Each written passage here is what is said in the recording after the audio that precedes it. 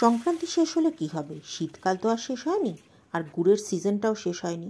তাই আজকে বানালাম চষির পায়েস। কড়াইতে দিয়ে দিয়েছি বেশ কিছুটা জল, সাথে দিয়েছি আধ চা চামচ নুন দিয়ে জলটা যখন ফুটে উঠেছে তখন এর মধ্যে দিয়ে দিয়েছি মেজারিং কাপের 1 কাপ চালের গুঁড়োটা একটু ভালো করে মিশিয়ে নিয়ে এবারে এর মধ্যে দিয়েছি আধ কাপ মতো ময়দাটা আপনি স্কিপ করতে পারেন, তবে ময়দাটা দিলে চষি তৈরির ডোটা হয় খুব স্মুথ, আর চষিটা তৈরির পরে চষিটা ফেটেও যায় না, আর পায়েস ঠান্ডা হয়ে যাওয়ার পর চষিটা শক্তও হয়ে যায় না। চালের গুঁড়ো আর ময়দাটা খুব ভালো করে জলের সাথে মিশিয়ে নেওয়ার পরে আগুনটা বন্ধ করে মিনিট 5 চাপা দিয়ে রেখেছিলাম।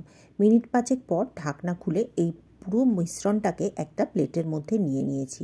এবার এটাকে খুব ভালো করে মেখে নেব। মিশ্রণটা কিন্তু গরম থাকা অবস্থাতেই মাখতে হবে। হাতে যদি গরম লাগে পাশে একটা জলের বাটি নেবেন, সেই জলের বাটিতে হাতটা চুবিয়ে বারে বারে এটাকে ভালো করে একদম মসৃণ করে মেখে নিতে হবে। কিছুটা মাখার পর এর মধ্যে দিয়ে দিয়েছি 1 চামচ ঘি। এবারে ঘিটা দিয়ে খুব ভালো করে মিশ্রণটা একদম মসৃণ করে মেখে নিতে হবে। মিশ্রণটা একদম মসৃণ করে মাখা হয়ে গেলে এর থেকে কিছুটা অংশ আমি আলাদা করে নিয়েছি।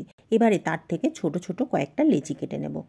এবারে লেচিগুলোকে পাতলা পাতলা এক একটা সুতোর মতো তৈরি করে নিতে হবে, আর সুতোর মতো তৈরি করে সেখান থেকেই ছোট ছোট চষিগুলোকে কেটে নিতে হবে। ছোটবেলায় যখন বাড়ির সকলকে চষি বানাতে দেখতাম তখন কাজটা মনে হতো খুব সহজ, কিন্তু আসলে দেখতে যত সহজ কাজটা কিন্তু তত সহজ মোটেই নয়।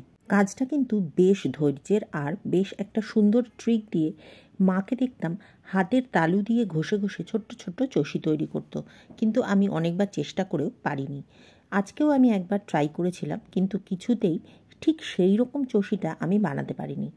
আমি ছোট্ট একটা টুকরো কেটে হাতের তালুতে নিয়ে তারপরে চষিটা তৈরি করে নিই। আজকেও সেভাবেই বানিয়েছি। ভিডিওতে নিশ্চয়ই দেখতেই পাচ্ছেন প্রথমে চাটুর উপরে চেষ্টা করছিলাম, কিন্তু অনেক কসরত করে এক একটা চষি তৈরি হচ্ছিল, কিন্তু এতগুলো চষি তৈরি করতে এত সময় লাগলে পরে চলবে না।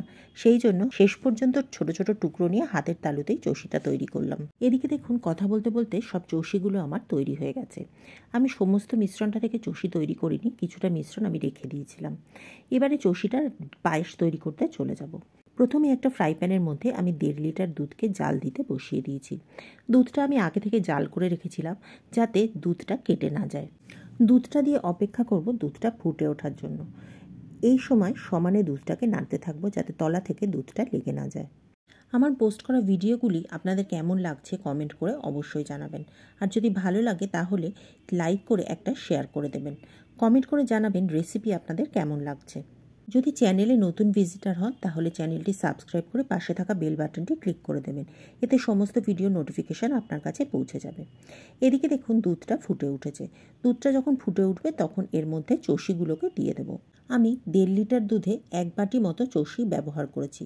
এতে চষির পায়েসের কনসিস্টেন্সিটা খুব সুন্দর থাকবে, আর চষিগুলো খুব সুন্দরভাবে সিদ্ধ হয়ে যাবে। এবারে চষির সাথে দুধটাকে জাল দেব প্রায় মিনিট 10, যতক্ষণ না পর্যন্ত চষিগুলো সিদ্ধ হয়ে যাচ্ছে। মাঝে মাঝে নেড়ে দিতে হবে যাতে তলা থেকে ধরে না যায়, আর চষিগুলোকে মাঝে মাঝে তুলে চেক করে নিতে হবে যে সিদ্ধ হয়েছে কিনা। 10 মিনিটের কমও অনেক সময় তাড়াতাড়ি সিদ্ধ হয়ে যায়। খুব বেশি সিদ্ধ হয়ে গলে গেলে পায়েসটা একদম ঘন হয়ে যাবে। এখন একটাই কাজ, মাঝে মাঝে নেড়ে দেওয়া আর চষিটাকে সিদ্ধ হতে দেওয়া। পাশে যে সরটা জমছে সেটাকেও স্ক্রেপ করে করে পায়েসের সাথে মিশিয়ে দিলে পায়েসের টেস্টটা খুব সুন্দর হয়। মিনিট 10 মতো চষিটা জাল করে নেওয়ার পরে একবার একটা চষি তুলে দেখে নেব যে চষিটা সিদ্ধ হয়েছে কিনা। দেখুন চষিটা খুব সুন্দরভাবে সিদ্ধ হয়ে গেছে।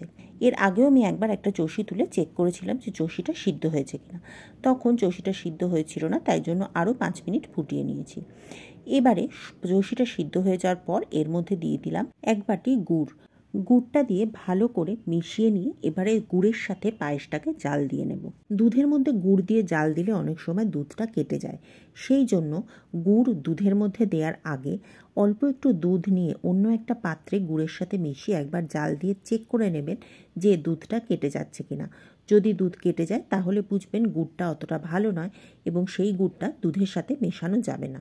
আমি আলাদা একটা জায়গায় দুধের সাথে গুড়টা জাল দিয়ে আগেই চেক করে নিয়েছিলাম, গুড়টা ভালো ছিল, সেই জন্য এই গুড়টা আমি দুধের সাথে মিশিয়েছি।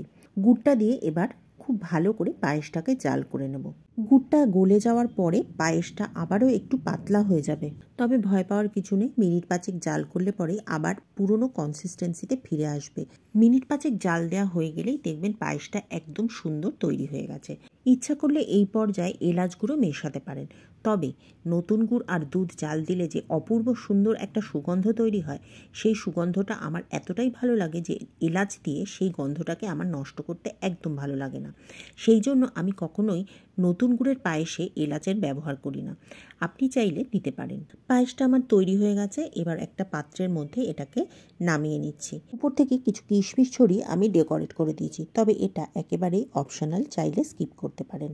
আজ তাহলে এই পর্যন্তই। পরের দিন আবার দেখা হবে নতুন রেসিপি নিয়ে নতুন ভিডিওতে। ততদিন সকলে ভালো থাকবেন।